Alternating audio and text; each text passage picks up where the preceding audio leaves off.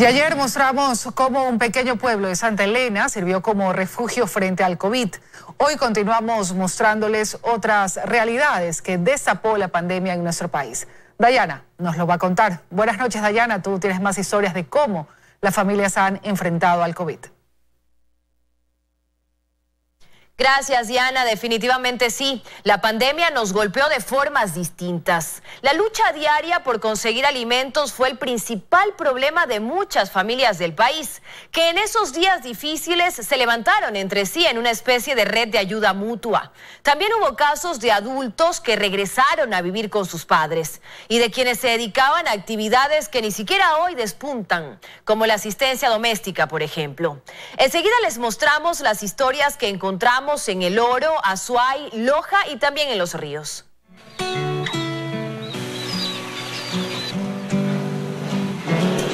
Con este alimento sobrevivieron durante el encierro, nos dice. En esos días, en el barrio 3 de noviembre del Oro, la situación era parecida entre unos y otros. Hay veces venía un camión familiar de alguien del barrio, entonces se comunicaban entre todos y salíamos, gritábamos solo con guineos, cada quien iba a ver un saco, una racima. Hay videos que guardaron el momento que nos acaba de narrar. Manuel perdió a su padre y a varios tíos a causa del COVID. Margarita también vivió momentos complicados. Es madre de 3 niñas. Sí, llegó un momento que sí, no teníamos que comer. Como salida comenzó a criar pollos y a sembrar plantas. Ahora lo que le preocupa es que la pandemia, si bien no dejó sin empleo a su esposo, la empresa en la que trabaja le redujo el sueldo a la mitad. Deben sobrevivir con $200 el mes. Y saben que pronto las deudas deberán pagarse. Por ahora, digamos, agua no estamos pagando. Estamos endeudados hasta el cuello con el agua, sí. Luz tampoco. A prestar dinero. Entre quienes perdieron sus empleos está parte importante de la población joven de esta comunidad de Azuay. En su mayoría, las mujeres que se dedicaban a la asistencia doméstica fueron despedidas.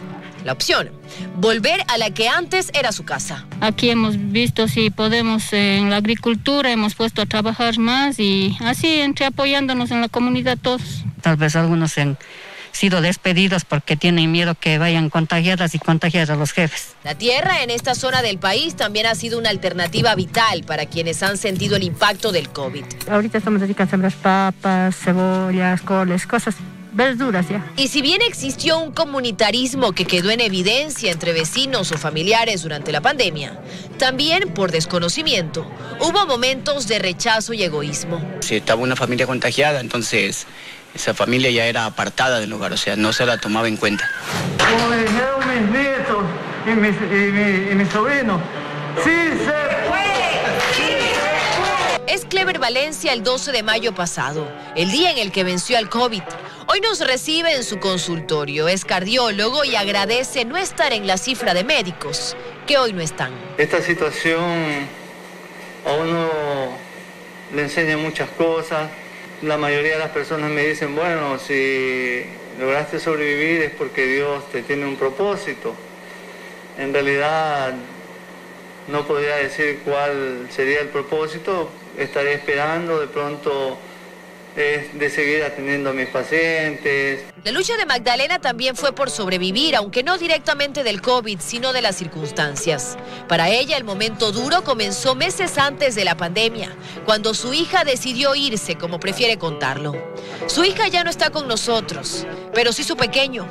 Para Magdalena, una abuela desempleada con un nieto de 2 años, esos días de encierro no fueron nada fáciles. La gente sí también ha ayudado, ¿verdad? Con lechecita tan buena, generosa. Cuando se pregunta qué aprendimos del COVID, la respuesta jamás será una. La respuesta dependerá siempre de lo que por esos días a cada uno de nosotros, de forma distinta, nos tocó vivir. Y esas son las historias que nos dejó el COVID. Algunas de ellas aún se continúan escribiendo. Gracias, buenas noches.